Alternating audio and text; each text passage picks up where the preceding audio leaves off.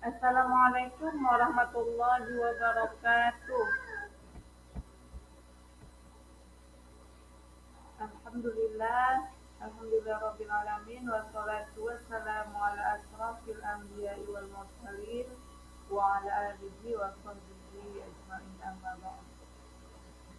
Bagaimana kabarnya hari ini anak-anak Ibu? Tentu sudah siap lah ya untuk menerima pembelajaran hari ini dengan semangat. Itu materi kita pada hari ini mengenai iman kepada malaikat. Tapi sebelum kita memulai pembelajaran, lebih baik kita berserah diri kepada Allah terlebih dahulu dengan membaca doa mau belajar. Mari sama-sama kita membaca doa terlebih dahulu. Bismillahirrahmanirrahim. Raditu billahi rabba wa bil islami dina wa bi Muhammadin nabiyya wa rasula. Rabbi zidni ilman warzuqni fahman birahmatika ya arhamar rahimin. Amin. Baiklah anak-anak ibu semuanya, langsung saja kita masuk ke materi iman kepada malaikat.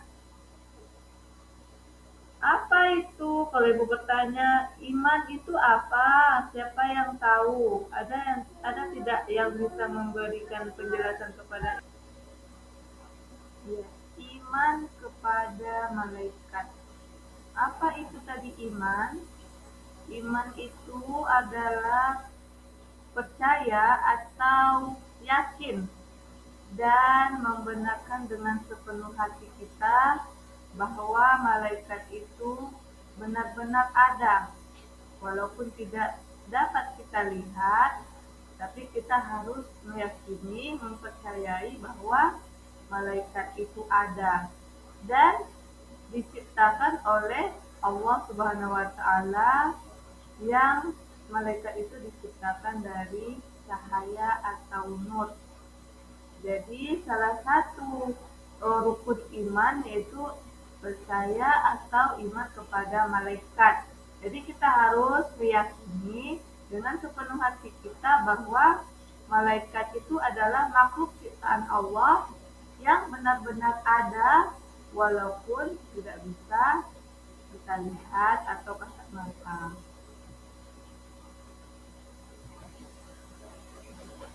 Kemudian kita akan membahas siapa-siapa saja nama-nama malaikat yang wajib kita ketahui, yang biasanya ada 10 itu, dan beserta tugas-tugasnya. Yang pertama ada malaikat Jibril. Apa tugas malaikat Jibril tersebut? Yaitu memenuhi atau menahan hajat manusia dan membawa rahmat bagi mereka yang menjaga kesucian saat sakaratul maut dan mengatur angin. Maksudnya adalah malaikat Jibril ini juga bertugas untuk menyampaikan wahyu. Jadi Allah berfirman menyampaikan wahyunya melalui malaikat Jibril sebagai perantara. Kemudian malaikat Jibril menyampaikan kepada para nabi, yaitu umpamanya Nabi Muhammad, nabi yang terakhir, berupa ayat-ayat Al-Quran. Dan Nabi Muhammad akhirnya menyampaikan firman Allah itu kepada seluruh umat manusia. Yang kedua adalah malaikat Mikail. Apa tugas malaikat Mikail? Yaitu mengatur urusan rezeki dan memberi rezeki kepada makhluk Allah dan mengatur alam semesta. Jadi tugas malaikat Mikail itu adalah mengatur segala urusan rezeki, baik itu seperti bentuk hujan, apalagi kemudian rezeki berupa pekerjaan, rezeki berupa kehidupan yang baik di dunia ini. Itu merupakan pemberian perantara tugas dari malaikat Mikail. Kemudian malaikat Israfil. Apa tugas malaikat Israfil? Yaitu meniup trompet sangkakala pada saat hari kiamat datang. Kemudian malaikat Israfil itu juga merupakan malaikat pertama yang dibangkitkan pada hari kiamat. Jadi pada saat datangnya hari kiamat, yang menandakan datangnya kiamat itu adalah dibunyikannya trompet sangkakala oleh malaikat Israfil. Jadi jika trompet sangkakala pertama dibunyikan malaikat Israfil, maka seluruh umat manusia atau makhluk hidup yang ada di bumi ini, di dunia, semuanya musnah tanpa terkecuali atas izin Allah.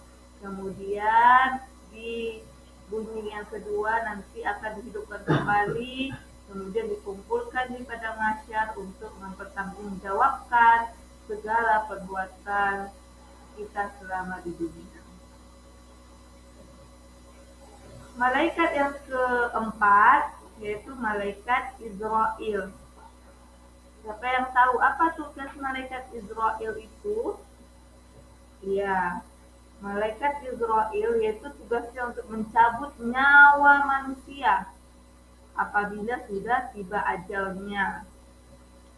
Jadi tugas malaikat Israel ini adalah mencabut nyawa manusia yang ada di dunia.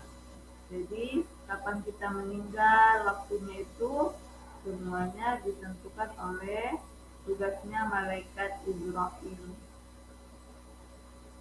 Kemudian malaikat Munkar dan Nakir. Ya, sama itu tugasnya yang berdua ini, malaikat yang dua ini, Munkar dan Nakir. Yaitu apa tugasnya? Menanya manusia di alam barzakh atau di alam kubur, yaitu pada saat manusia sudah meninggal, wafat, kemudian dikubur. Setelah dikubur, kemudian datanglah malaikat Munkar dan Nakir menanyai setiap perbuatan kita selama di dunia.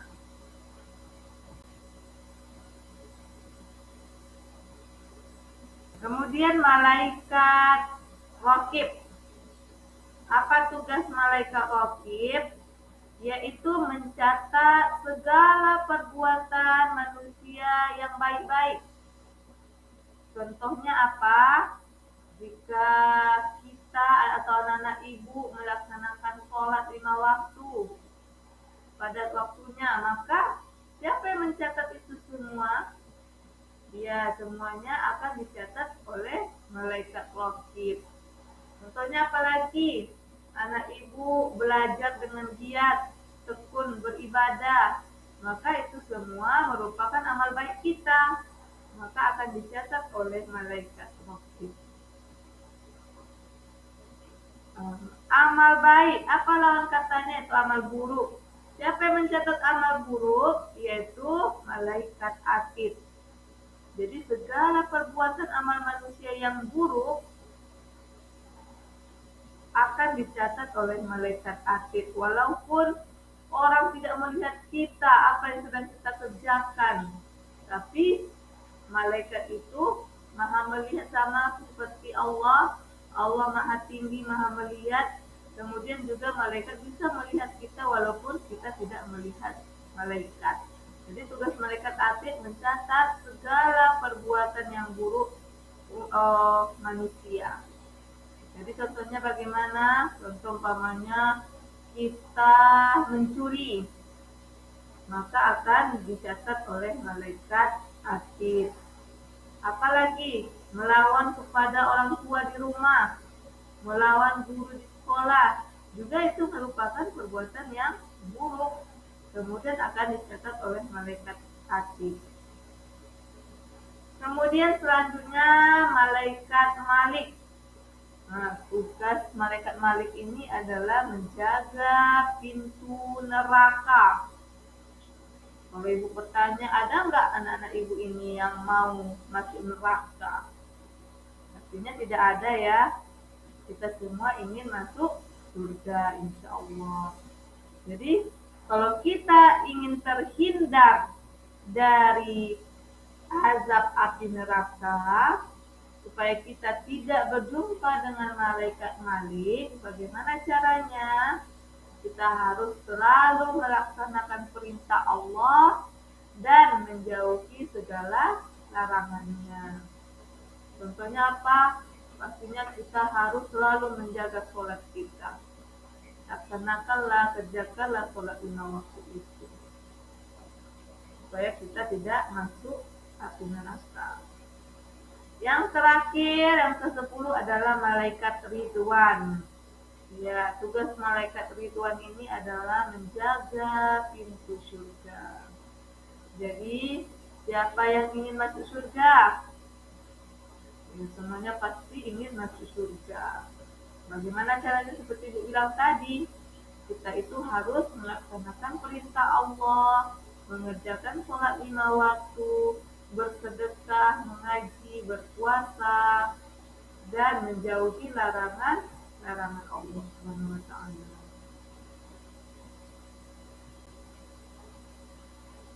Sifat-sifat malaikat. Jadi sifat malaikat itu juga memiliki sifat. Apa saja tuh sifat-sifat malaikat?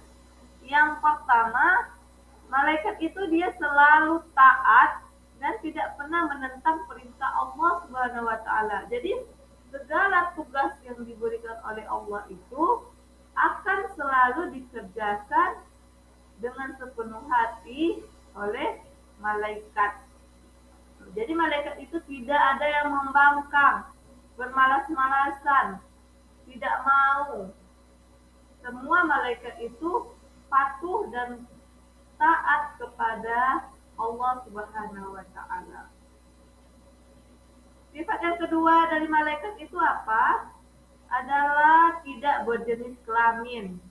Jadi malaikat itu tidak ada laki-laki, tidak ada perempuan, tidak ada jenis kelaminnya. Karena malaikat itu tercipta dari nur atau cahaya. Yang ketiga, malaikat itu juga tidak perlu makan. Malaikat itu juga tidak perlu minum. Malaikat itu juga tidak butuh tidur. Beda dengan kita manusia, kita perlu makan, kita perlu minum, dan kita juga harus perlu tidur atau istirahat. Yang keempat, malaikat itu tidak mempunyai nafsu. Itulah, tidak ada hawa nafsu malaikat itu. Tidak ada nafsu untuk marah, tidak ada nafsu untuk terhadap lawan jenis, karena malaikat itu tidak berjenis kelamin. Yang kelima, malaikat itu selalu bertasbih dan beribadah kepada Allah. Jadi tugas malaikat itu selalu menyebut, mengingat kepada Allah Subhanahu wa taala. Beribadah, taat, tunduk kepada Allah Subhanahu wa taala.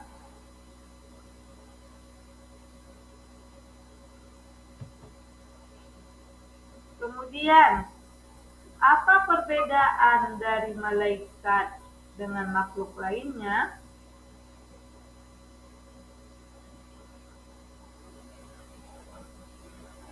Kalau dia malaikat, tadi seperti tadi, sifat-sifat malaikat itu dia selalu patuh, selalu tunduk, taat kepada Allah. Sedangkan umpamanya dengan manusia itu ada yang patuh, ada juga yang tidak, ada juga yang melanggar perintah Allah. Bagaimana dengan jin, iblis maupun setan? Itu sifatnya itu suka membangkang, tidak mau patuh terhadap perintah Allah. Disuruh untuk tunduk taat, tapi dia tidak mau, memiliki sifat sombong.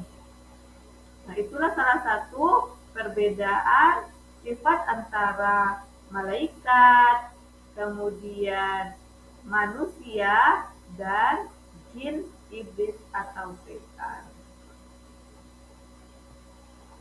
Baiklah anak-anak ibu semuanya, mungkin pada kesempatan ini kita hanya membahas sampai di sini dulu. Selanjutnya, pada kesempatan selanjutnya kita akan membahas sambungan dari pelajaran kita hari ini, yaitu bagaimana kita cara menghayati sifat malaikat dan menghindari sifat iblis itu. Bagaimana cara-caranya agar kita terhindar dari godaan setan, dan bagaimana manfaat atau hikmah beriman kepada malaikat. Baiklah anak-anak ibu semuanya, marilah kita tutup pembelajaran hari ini dengan mengucapkan hamdalah. Alhamdulillahirabbil alamin.